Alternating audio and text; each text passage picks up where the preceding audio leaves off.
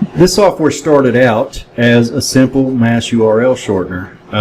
We all know the reasons why you want to take long URLs and put them down into short URLs. There's several SEO reasons that are very compelling in those regards.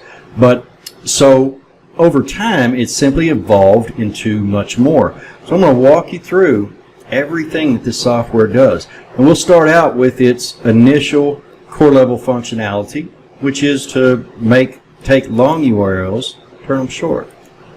So I have a list of URLs here. Click my run button. And we're just going to watch this progress all the way through. Now this thing will reach up to about 90% pretty quickly, and then you'll experience a delay, and that delay is going to depend directly on how many URLs you have here.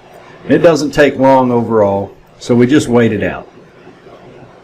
As you see, once it finishes, it displays all of your new short URLs over here on this side.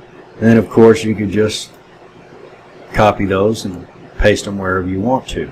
That is the original primary function of this software. But now let's look at some other things that have been built in over time. We'll say that you want to see what your own, some particular short link you have is, or even if you go get an email with a short link, or go to a web page and it has a short link and you want to see what's behind that link, in other words, what actual domain URL that's going to, but then you can just take that link and pop it in here to decode. And it shows us what it decoded, and then goes ahead and opens up a text box in case you need to copy that for some reason. And it gives you the URL that it decoded and the URL that it goes to if you click that link. Now the next thing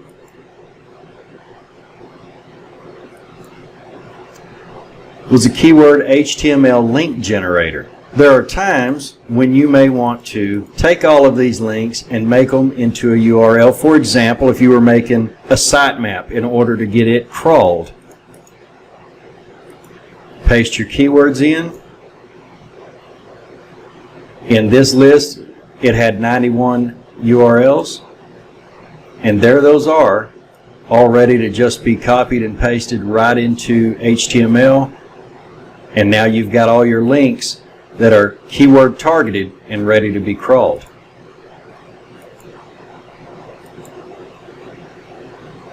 Now sometimes you want to take a single URL and make a duplicate. So we enter the single URL that we want to have duplicates of, and then we set this to however many we want. And we're going to set it to 145 this time. We're going to tell it to create those duplicates. Same as before, it'll hit 90, and then it'll take a little while. So once it processes, now it gives you your full list, and every single one of these links goes to whatever primary location you had told it to before.